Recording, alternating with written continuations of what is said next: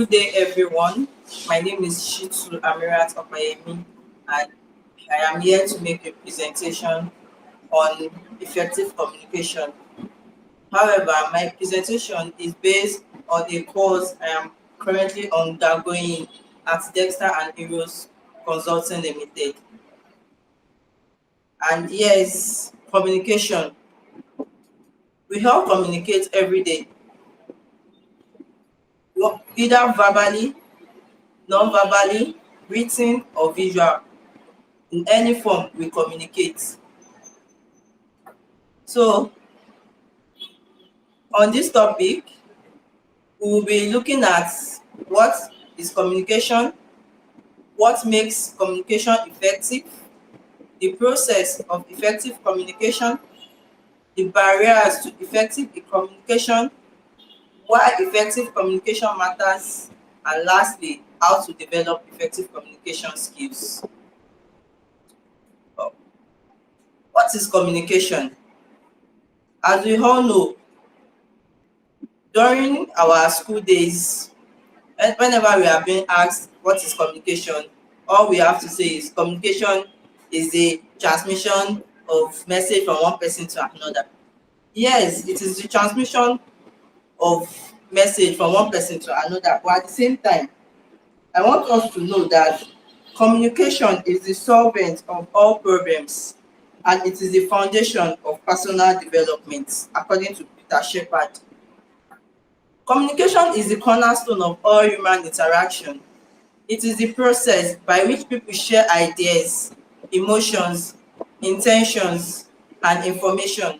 However, simply exchanging words is not enough.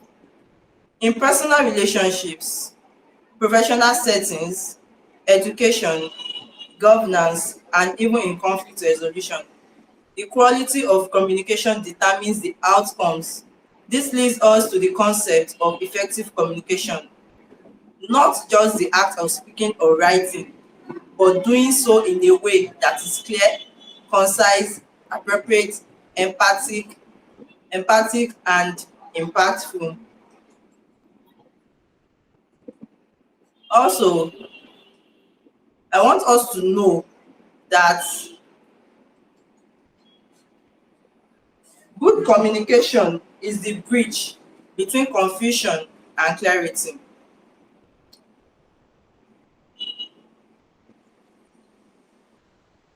Now, let's look at some key terms involved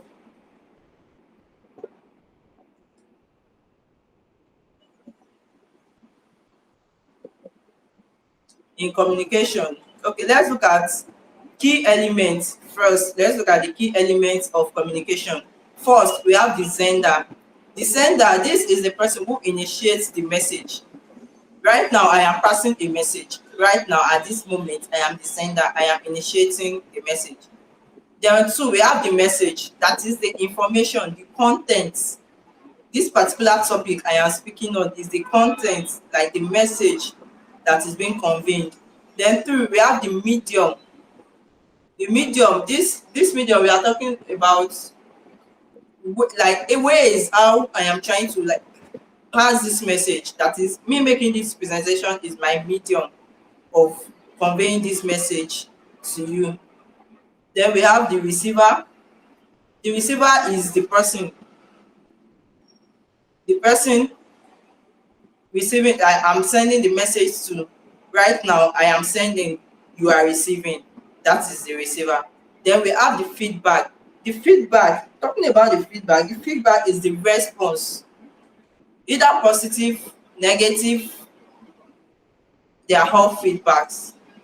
So all feedbacks have they have importance, and there is important there is an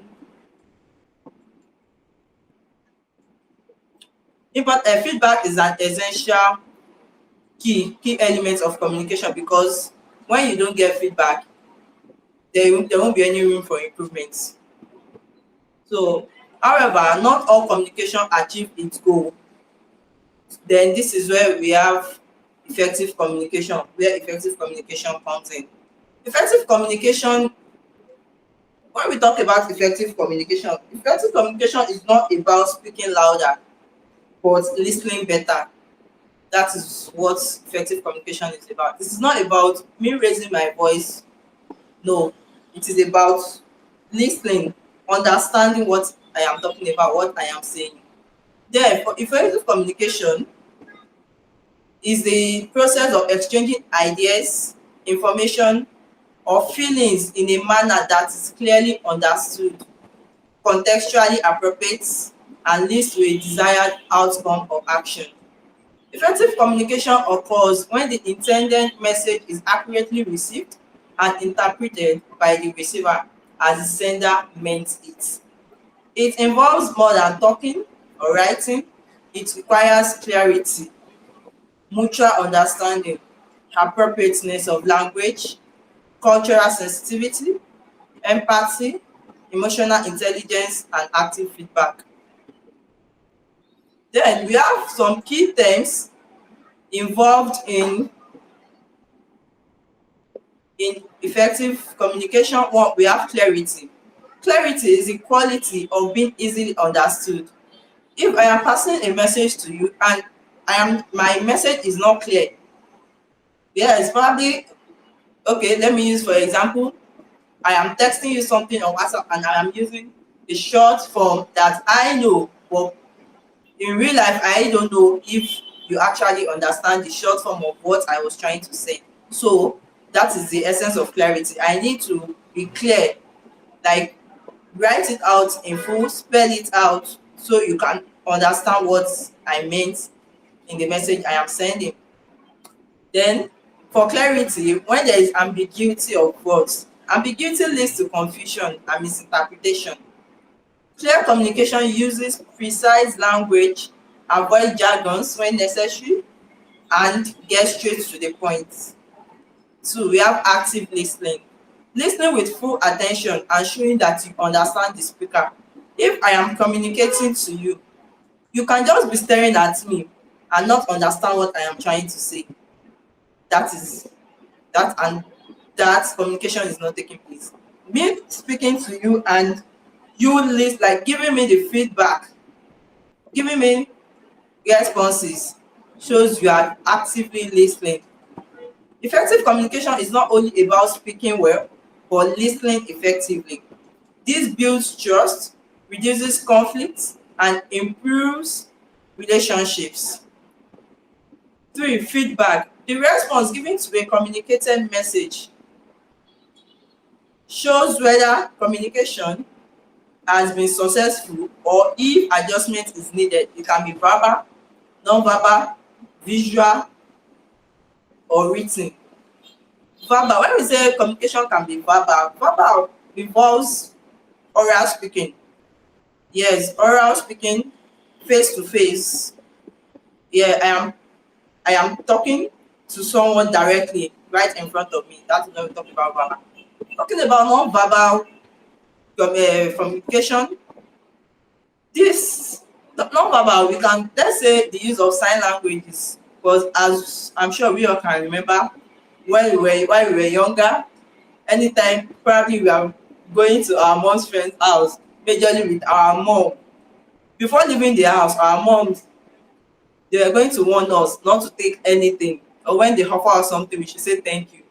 But on getting there, out of curiosity or anxiety, they asked us, "Are you going to use?" We said yes. So saying yes at that particular time, then almost at the same time, remembering what you were being told at home. At that moment, when we look at our mom, we all know we are dead before we get home. Because looking at her, we see she's going definitely they are definitely going to give us those signs, either by eyes, hand, or leg. But that signs non-verbal communication. At least they passed the message to us and we understood what it means. Then we have written. Written, this involves like handwritten notes, write them down, anyone, write them down. So that is what about written, like writing down putting on paper, documentation, and all. Then visual. Visual is a display. I'm sure majority of us, we see some graphics, like when we come across some graphics and we see the display, the visual display on the graphics, we don't need to be explained to what the graphics actually means. We all know what they means by our own. Then we have empathy. Empathy is the ability to understand and share the feelings of another. Empathy communication fosters deeper connections and reduces misunderstanding. Empathy, when we are talking about empathy, empathy means feeling, like putting yourself in that person's position, trying to know what that person is going through at that particular time, and maybe offer solutions to it. Then we move to the process of effective communication. Effective communication follows a structured process which involves: one, planning the message; two, encoding; three, transmitting through a medium; four, decoding by the receiver; five, we have feedback; and six, we have noise. When talking about planning the message, this means knowing your audience and purpose. Knowing what, like for example now, what if I am to have a presentation in a school? The presentation I'm going to have with the nursery class will definitely be different from what I'm going to have with the primary class. Likewise, the secondary class also. So that's what, know your audience and purpose. Choose appropriate language and tone. I cannot be making presentation to nursery classes and be shouting. No, I have to come down to their level, make them understand and learn from what I am trying to present to them. Then we have encoding. Encoding, this means converting thoughts into communicable forms, spoken, written, or visual. That is what encoding is all about. The process, like the act of making the communication. So either by writing, speaking, or visual display. Then we have the transmitting through a medium. Transmitting through a medium, this is simply talking about selecting the right channel, either mail, advertisements, formality purposes, or sensitive topics. Then we have the decoding by the receiver. This message is interpreted based on the receiver's knowledge, experiences, and biases. Knowledge, based on the receiver's knowledge, I might send a message to you. At my whole end, sending the message, I had a thought. Meanwhile, the message on delivering at your end, you add another thought. So that is where effective communication. I need to break down the message. In as much as I am sending it to you, I need to break it down and let you know this is the angle where I am coming from, so you can know as to decode it. Then we have the feedback. Like I said, ensures the message was understood and lead to clarification if needed. Then noise. We have noise. This any interference that distorts the message, can be physical, emotional, or psychological noise. Then next we have the barriers to effective communication. To communicate effectively, one must also recognize and overcome common barriers. And some of these barriers, you have the language differences, the emotional distractions, the cultural misunderstandings, the biases, the poor listening skills, and we have technological misuse. Talking about language differences, I cannot, like right now I am a Yoruba lady, but I want to pass a message to you. For me making this presentation now, I had to focus on the general language, which is the English language. I can't say because I am a Yoruba lady, because I want to make this presentation, I should start speaking in Yoruba. I'm not passing any message. I'm only passing to people of my tribe, because majority of people don't know, they don't speak the language I speak. That is for the language differences. Then we have the cultural misunderstandings. Yes, cultural misunderstandings. This is in the sense that probably in a particular tribe, they what they have maybe one or two things that they do, like to their own, they are probably to cleanse themselves and all. To another tribe, it be a form of ritual to them. So then, being it a form of ritual to them, they will definitely also think it is also a form of ritual to those persons without understanding the brain behind their ideas or reasonings. Then we have the poor listening skills. When I'm sending you a message, you are not listening, you are just there, just nothing. I am passing a message, I am not trying to converse with you if you were understanding what I was saying or not. You were just there, I was just talking. None of us is making communication. We are just wasting our time and speed. Then we have the technological misuse, that is excessive use of text over face-to-face discussions. Like this, conversations that are supposed to be face-to-face, you decide to text it over, leading to long messages and ambiguity of words. Then next we have why effective communication matters. Yes, effective communication. I want us to know that good. I want us to know that effective communication is 20% of what we know, and 80% is how we feel about what we know. Yes, effective communication. It is 20% of what we know, and the 80% is how we feel about what we know. Because now, effective communication matters one in the workplace, in relationships, in education, and in leadership and governance. In the workplace, effective communication matters in the workplace because one, it builds strong teams, it enhances productivity, prevents conflicts, facilitates innovation, and improves leadership and decision making. Yes. Then in relationships, effective communication helps to build trust. Yes, helps to build trust, encourages intimacy and understanding, prevents and resolves conflicts, promotes emotional health. You all can agree with me that in relationship, when we don't communicate with our partner effectively, we will have issues. We will all fight. That is a certain thing.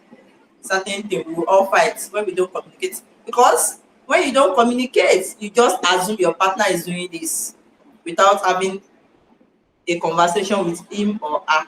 Definitely there will be conflict. Then in education, effective communication matters in education because it facilitates effective teaching and learning. It encourages participation and critical thinking. It helps address students needs better. Yeah. Then in leadership and governance, yes, in leadership and governance, effective communication is important. Like right now, we need someone in Nigeria that can help us go to Tinubu and tell him our pains. Yes, what we are feeling. Because in leadership and governance, it helps a leader ability to communicate vision, inspire others, and provide feedback. It helps in making transparent communication. Yes, transparent communication that builds public trust. It builds public trust, but if our leaders, had been they've had an effective communication with us one way or the other, we will understand them better. But since they are not, we assume based on our life situations, on the situation they put us in. Then lastly, I have the developing how to develop effective communication skills. Yes, effective communication skills can be learned and improved. How? One, being clear and concise. Like being clear and concise when you are communicating, avoid unnecessary jargons, avoid ambiguity of words. Just go straight to the point. Make your points clear and concise, not too long or whatsoever. Then know your audience. Know your audience in the sense that, like I explained earlier, tailor your message to their needs and expectations. I can't go to a primary school address junior classes the way I will address senior classes. I need to calm down, address them based on their level of understanding. Then we have listen more than you can speak. Practice active listening. Yes, people do say listen more than you speak. And yes, listen more than you speak. You need to listen, comprehend, decode what the person is saying before you speak. Because and if you don't calm down to do this thing, you just at the end of the day you say what you are not supposed to say. And at the end of the day, you start having back and forth with the person, and the person will also be trying to explain his or her own point of view because we are not observant. So then we have the observe body language, be aware of your own and interpret others, maintain eye contact and appropriate tone. I cannot be talking, I cannot be having a conversation with someone and I'll start raising my voice all of a sudden without the pause. That is it. Then request feedback and be emotionally intelligent. Then, after being said, I want us to know that effective communication is much more than exchanging words. It is about ensuring mutual understanding, achieving objectives, and building meaningful relationships. In a world overflowing with information, the ability to communicate effectively stands out as a critical skill, one that enhances both personal success and collective progress.